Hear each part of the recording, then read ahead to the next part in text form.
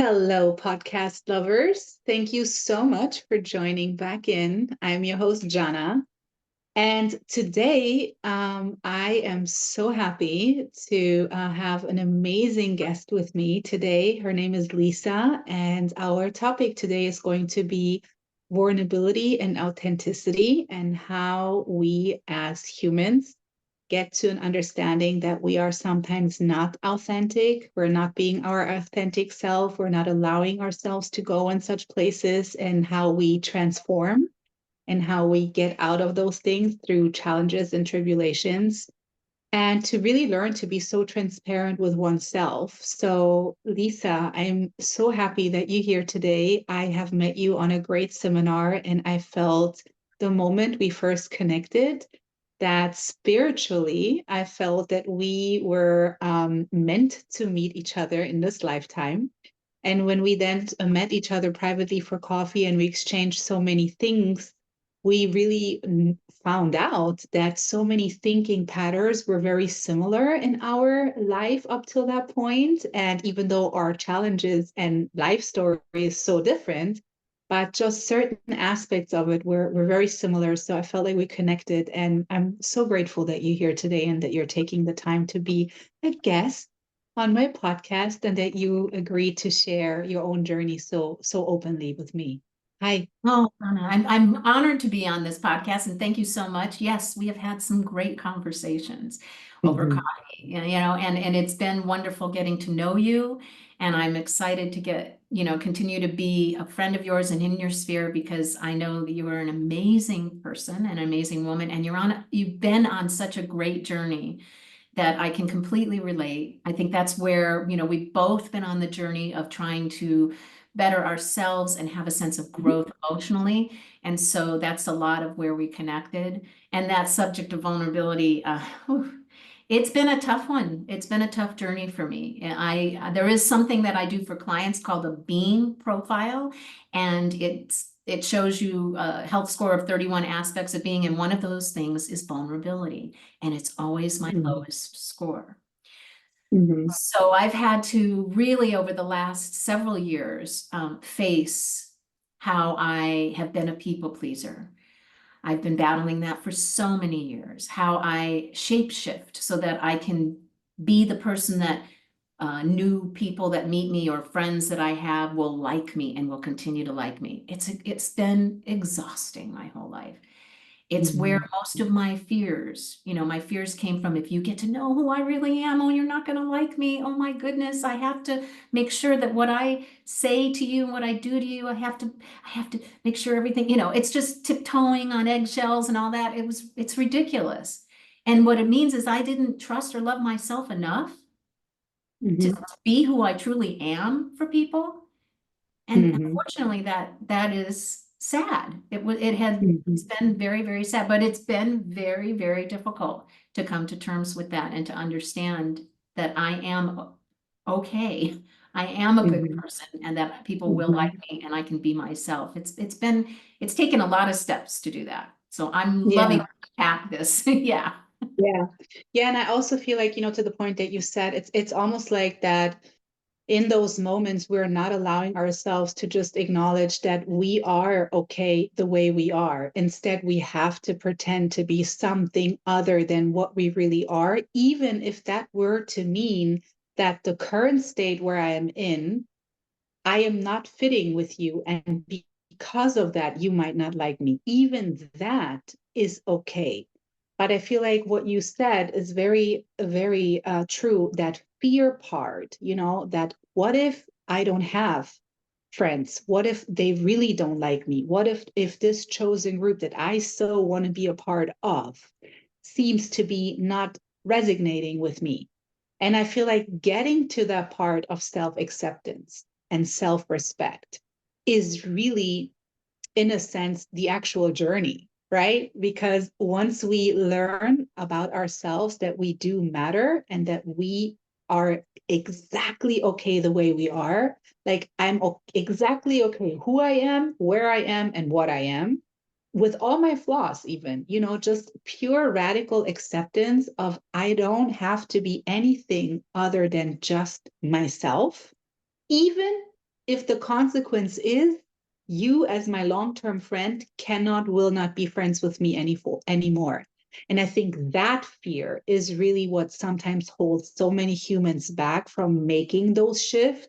Because what does this mean, right? What does this mean if this long-term friend of mine is all of a sudden now saying, you are different, you changed, you are not the same person anymore as I used to know you.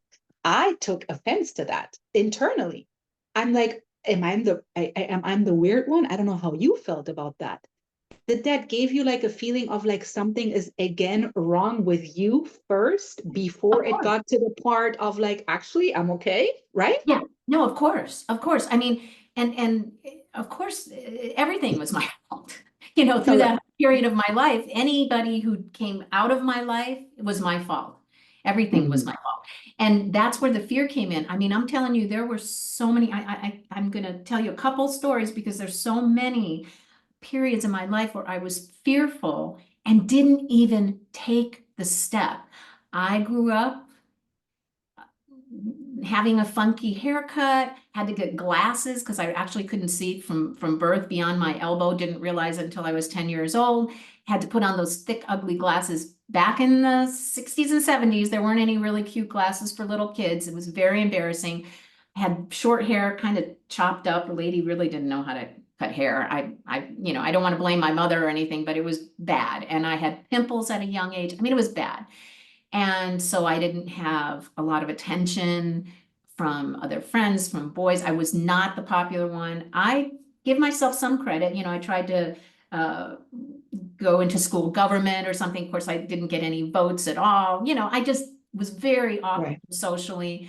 I had some friends, but when I look back, they were really people that kind of wanted to use me. I had a job at 16. I had a car. It could fit like 12 or 13 people. So, oh, Lisa, take us to the party and we'll hang out in your car. But it wasn't really close friends. The people that I went to school with that were good people, I'm now still friends with. And that's just a small handful of them, right?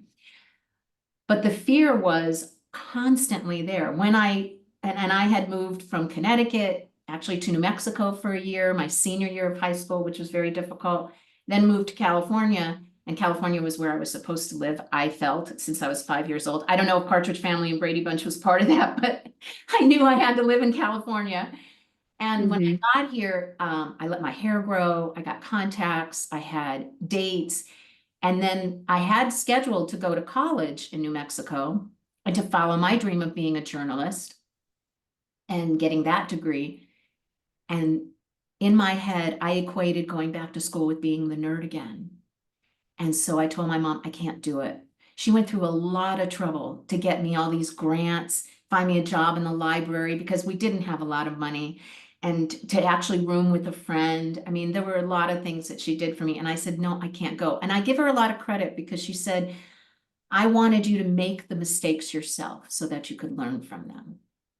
And Wow. really, I mean, that you could think of that as a mistake. However, I'm really happy in my life now. So whatever happened, happened for a reason.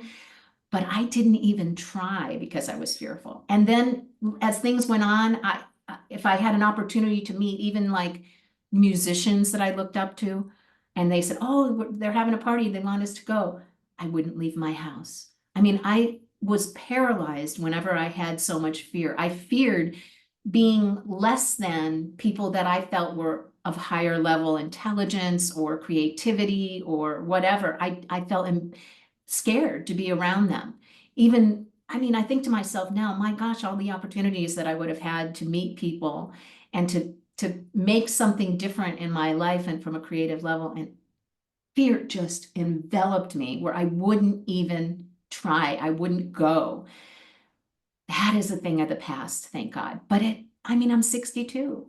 It took a Mhm. long, long, long time to get over that. And Mhm. it took me learning and being open to more, not even just therapy, because I went through a lot of years of therapy, but Right. becoming myself a coach, a life coach.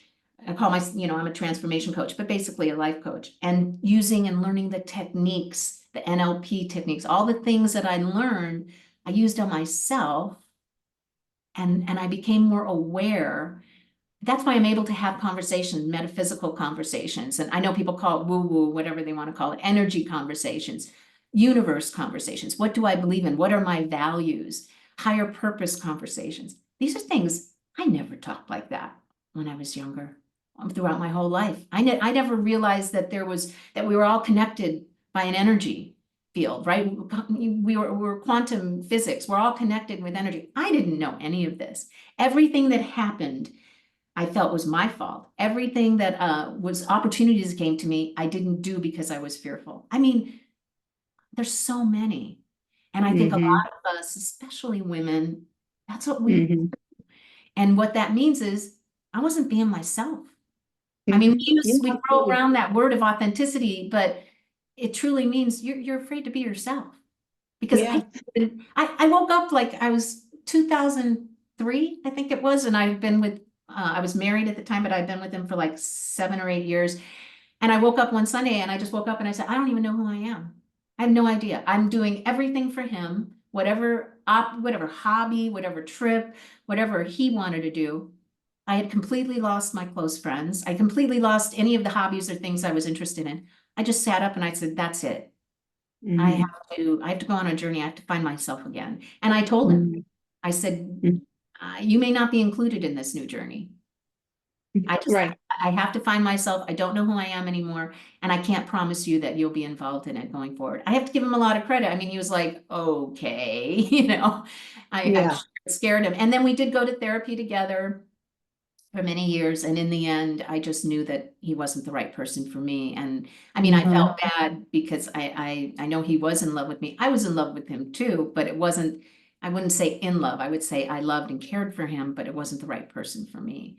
Yeah. And I needed to be on my own. Yeah.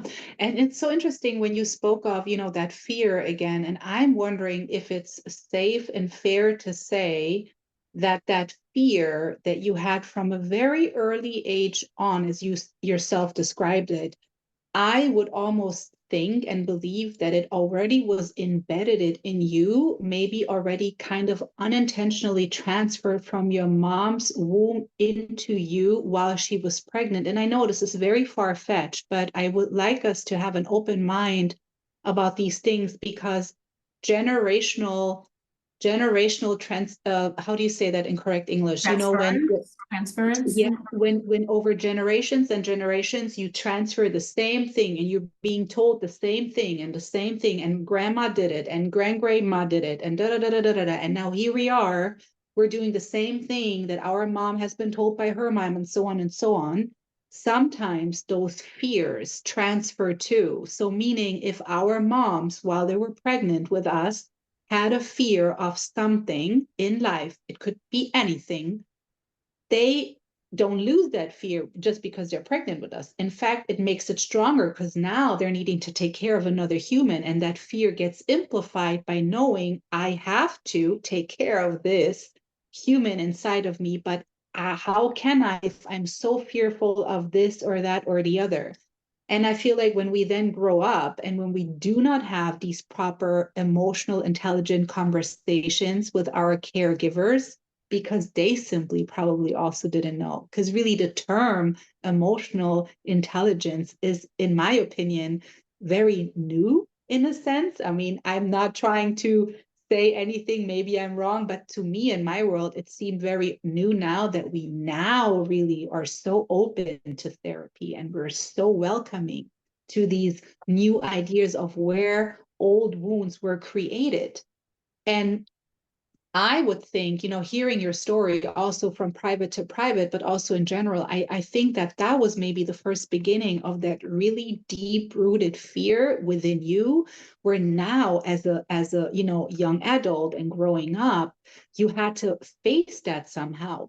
But my really question to you is, when did you realize for yourself that the fear that you carried and the mask you developed through that was not you, but it was Mhm. just a mask? It was just something to actually protect you because you didn't know any other way, nor did you have learned at that time tools to maybe verbalize or to have outlets or to, because I mean, from that person becoming a life coach, there's a lot of mental, spiritual, emotional growth, which, by the way, I'm speaking out respect to you, because that's a huge transformation. And with, by any means, you should wear your crown like this, and be so proud on yourself, because it's not easy to really acknowledge to yourself that you're being fake. And Yeah. because you're being fake, but why are you fake, right? What you know what I'm saying? You're not being fake because you're a bad person. You're being fake to protect something that was never correctly taught to you. So to my question, when did you find out? So sorry, but when did you find out it wasn't really yours to carry? Right. So I will go back and say the fears, when my mom was pregnant with me, she had already had a miscarriage. Her mother, which had a child, a boy. I think she also had some miscarriages, but she had a boy that was born with cerebral palsy. So just having a birth, in fact, my mom had one miscarriage before me and two before my brother. And it was so strong, her feelings of fear, that she didn't want to have a baby shower until like the baby was born. So, and Right. she felt even it was bad luck for other people. I mean, it was a pretty strong fear because of what she had gone through. And during that period, a lot of women were taking those little yellow pills, and so those pills were affecting some other women. Even her friends were having miscarriages. It was, it was a different time, right, in the 60s. Right. When did I realize? Okay, so you're not even aware of what's happening.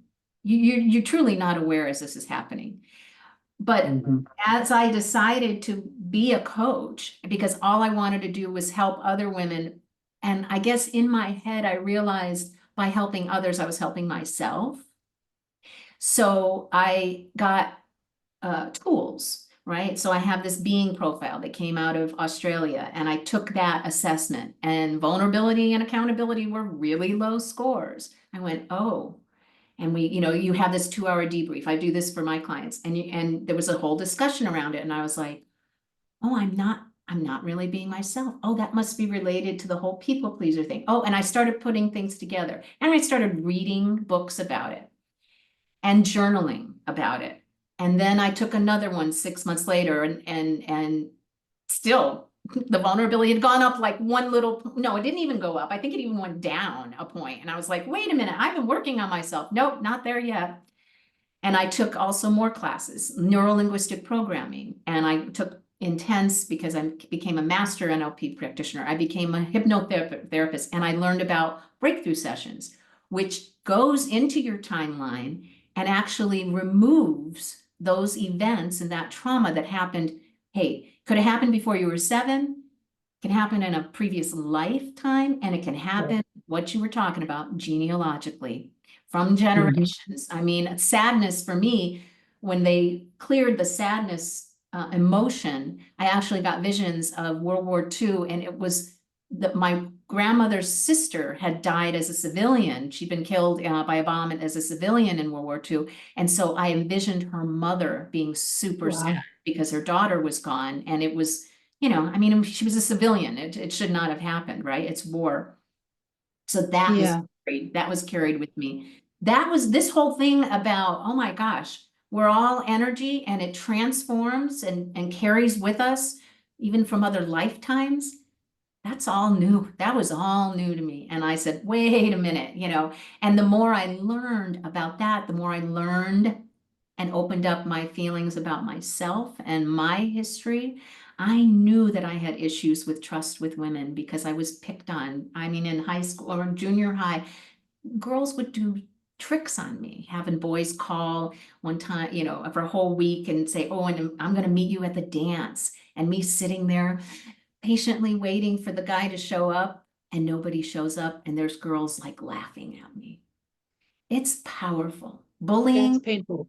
it's pain. And when they talk about now with social media and the sense of how what a high level bullying has come from. I Yeah. had it without social media and it was bad and it carried through with my whole life. I cannot even imagine what young people are going through with bullying. Hmm. It is such a strong, powerful negative energy and negative message to any Hmm. child, and it carries with them their entire life. I'm testament to that. Took a long Hmm. time to clear that, long Yeah. time. And even Yeah. when someone calls me and says, a friend says, I appreciate you, it has such a big impact on me because nobody ever said that to me. I mean, it makes me want Hmm. to cry just thinking about it, but nobody said that they appreciated me and appreciated Yeah. my friendship. And I didn't get that. My Yeah. mom was a huge loving person, always hugging, always, rooting for me. She was the one putting on all the makeup and the dresses when I'd go to the dance and I'd get there and be ignored. And I'd go into the bathroom and all the girls would be like, oh, he likes you. Oh, he likes you. And I would just be sitting in the corner. I said, I mastered the art of invisibility, right? I was the girl invisible, and I can see myself running down this from the high school where the dance was and going to a payphone and calling my mom to take me home, crying. Mhm. She had all the hopes that it would be different for me, and she was always rooting for me. So that's when, in 2008, I went through a divorce. My mom passed away from her many, many years of battling she battled 3 different kinds of cancer. And I was on my own. And so the person who gave me any kind of confidence about myself was gone. So that was the Mhm. turning to restart and to learn how to do it myself. And I Mhm. realized, she died 17 years ago, but there actually was a reason in a way for that. I mean, I want her to be Mhm. here to see what I've become, Oh, but absolutely.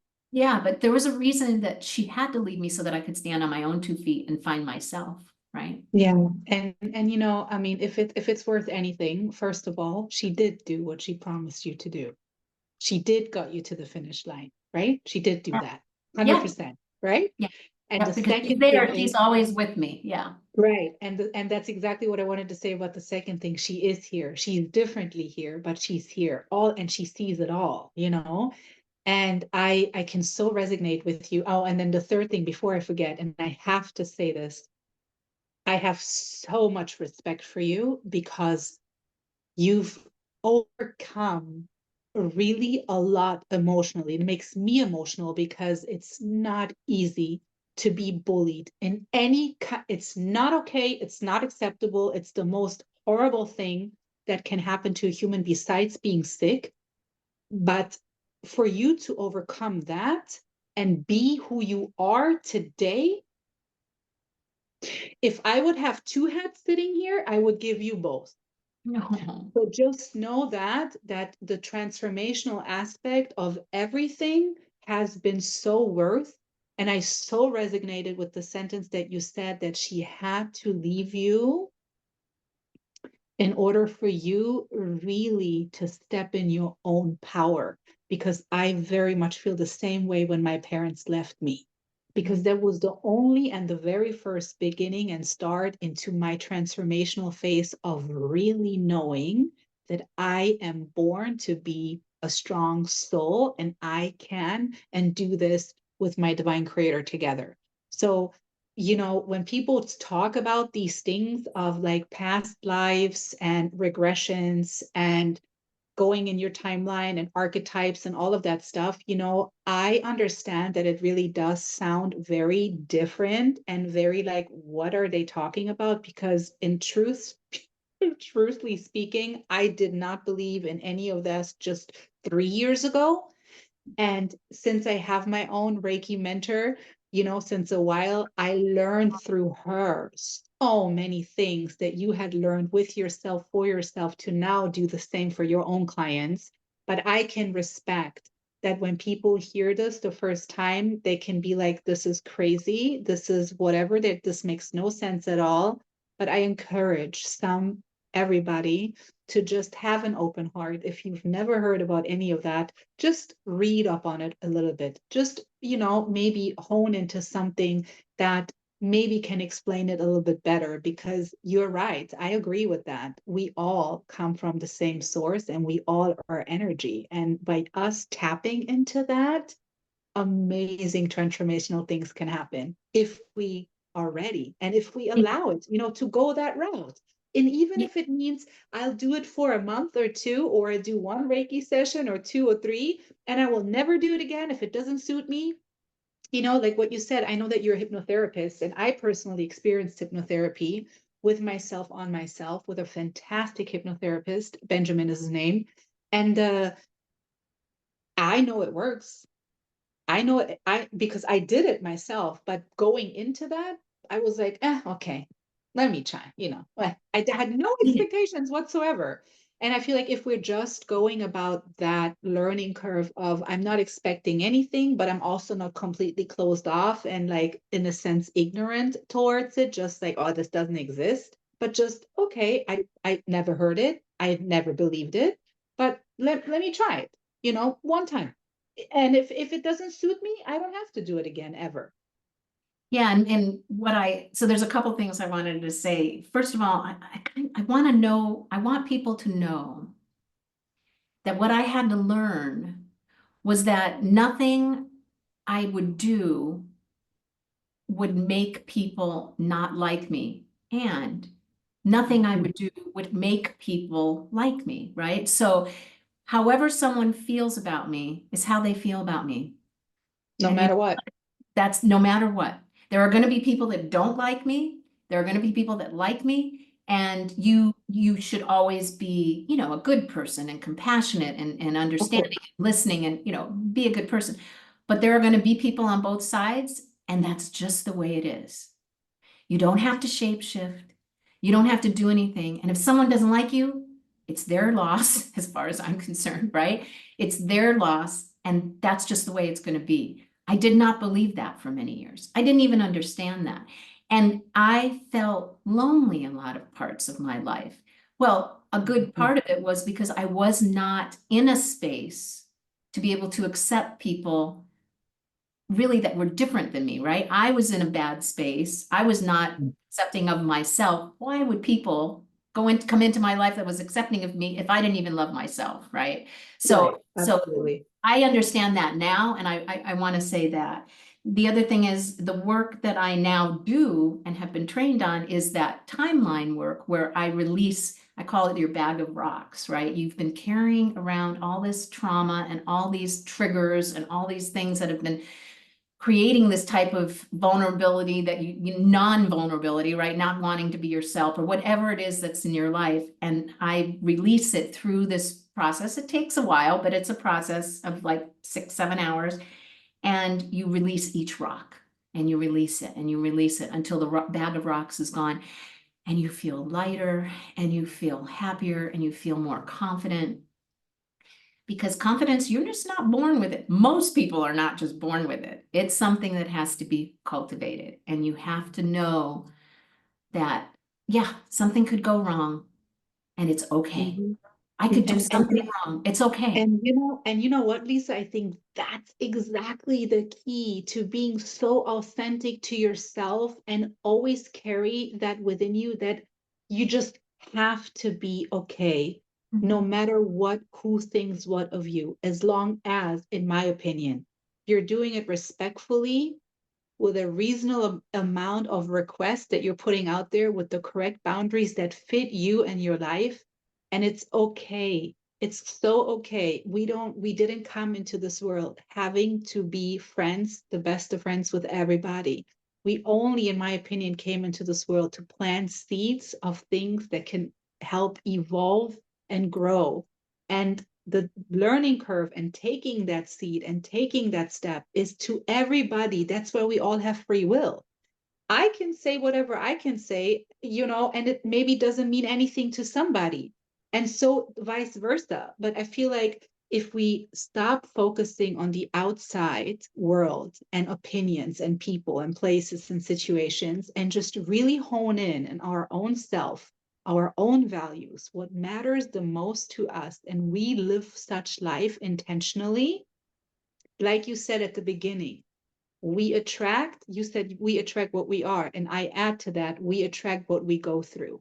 So if Mm, I'm rattled inside of me and I'm all like worried and fearful and all the time anxious and like, what's this and how that. And even though my life gives me the purpose of being worried and it gives me a good right to be anxious, yet I choose not to be. But yet I choose not to be. Instead, I believe I'm okay. I'm yeah. okay, you know? And if Because I that's don't, what you can make that conscious decision. That's a conscious decision because your unconscious mind has a lot of control. I mean, yeah, pretty much all of the control. But you can make a conscious decision to say, there's chaos all around me. There's challenges. Things are happening. Things are not, these are, I mean, there are friends that I know dearly that are going through terrible cancer treatments and things like that. yeah, How they decide to react and think about it makes the world of difference. If they say, no, this is a challenge I'm going through, I am going to wake up tomorrow, I am going to feel better, I trust my body, I know my right, body's going to do well. Even if in the end, and I don't want to put it out there, but even in the end, if things don't go well, you have lived your life to the fullest, you have been true to yourself, you have been kind to your own self. Treat yourself right. like you treat others, right? Because you're always going to try and be kind to others. Treat yourself the same way. Give yourself that grace. And you've lived every moment on this earth. And Yeah. that's what counts. Yeah. And I think, that part, like that just that mindset that we have every day, the choice of really thinking and believing whatever we want, because in the end, we're going to be right. If I believe from myself, I cannot do this, I'm not accomplishing it, I'm not good, I'm not this, I'm not pretty, I'm not smart enough, I don't have the resources, I'm right. I won't have. But if I'm Mhm. choosing to say, I don't have it yet, I want to get there, I believe I can, I will meet the right people, the universe will open me doors so that people can enter because that's really, I want to get there.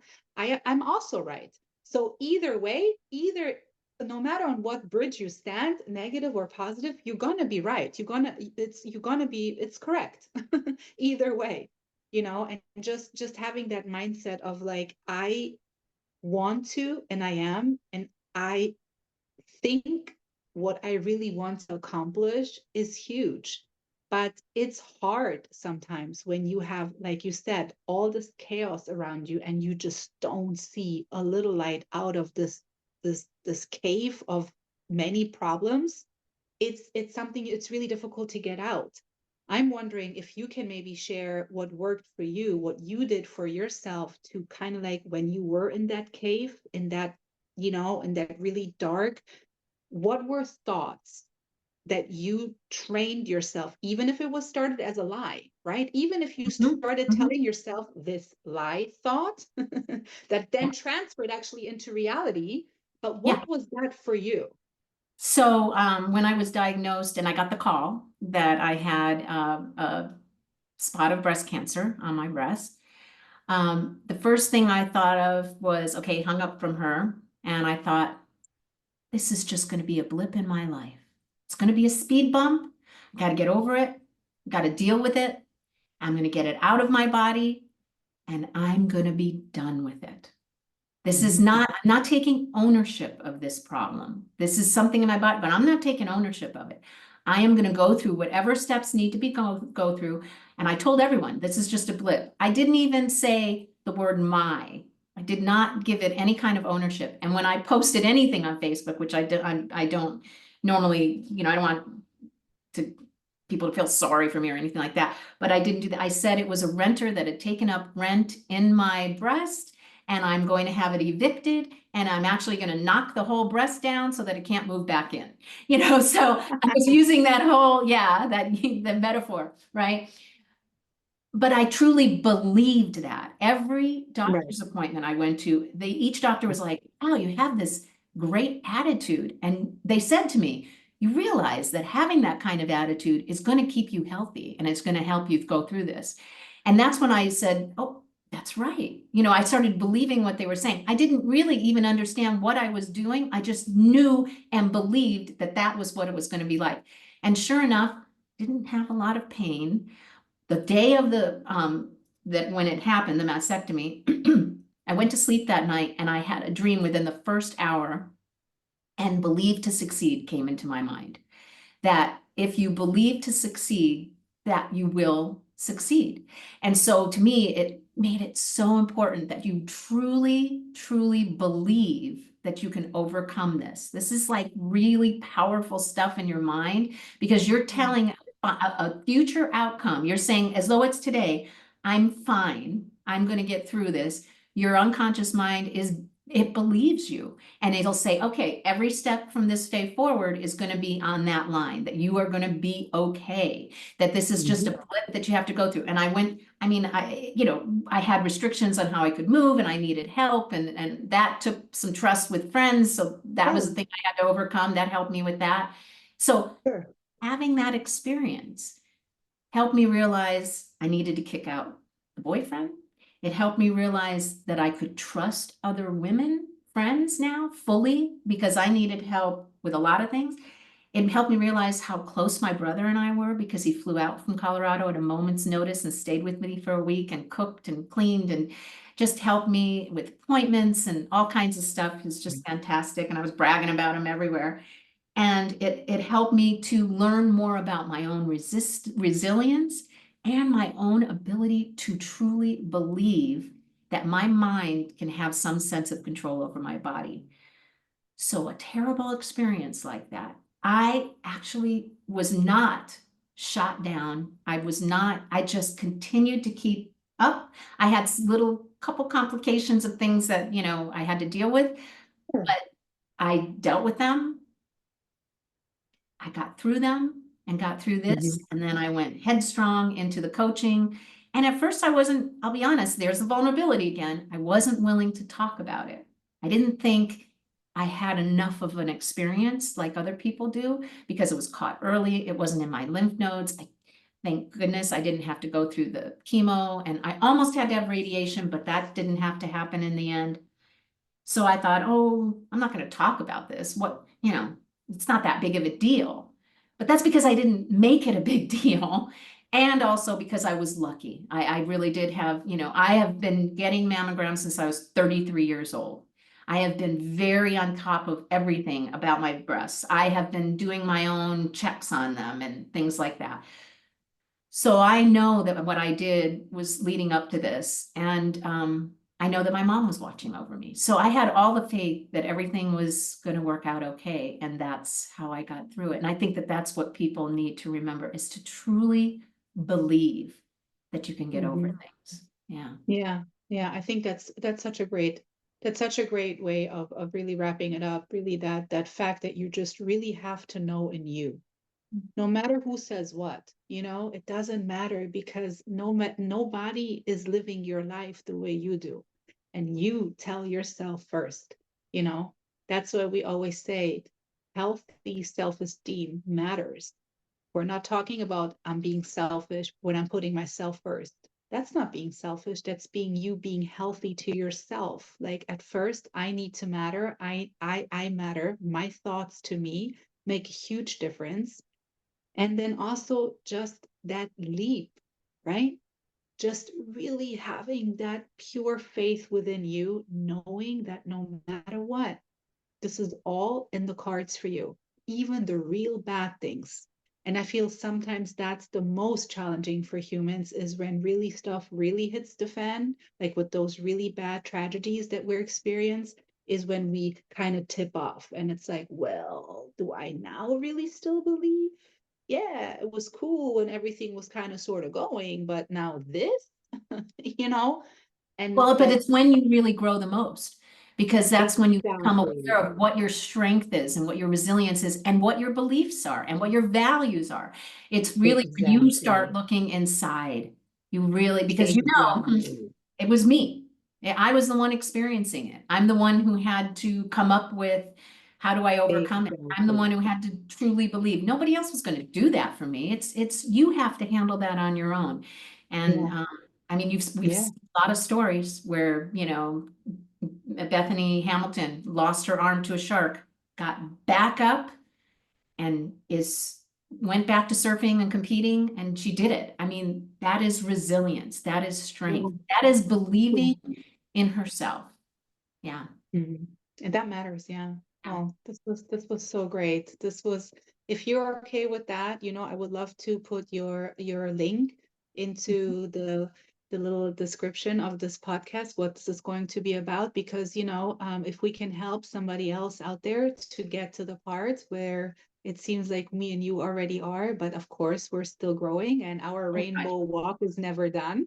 But That's my if passion and purpose. Yeah, is yeah, helping women to get yeah, to this spot in their life. Yeah. yeah. And it's But easy because it's just ladieswholeap.com. It's so easy. Yeah. so, yeah, but if we can, like take somebody on that rainbow walk and help, that's a lot. So I'm so grateful that you had the time today for all your golden nuggets you dropped today about everything we can be more conscious about and that the power that we actually have within you.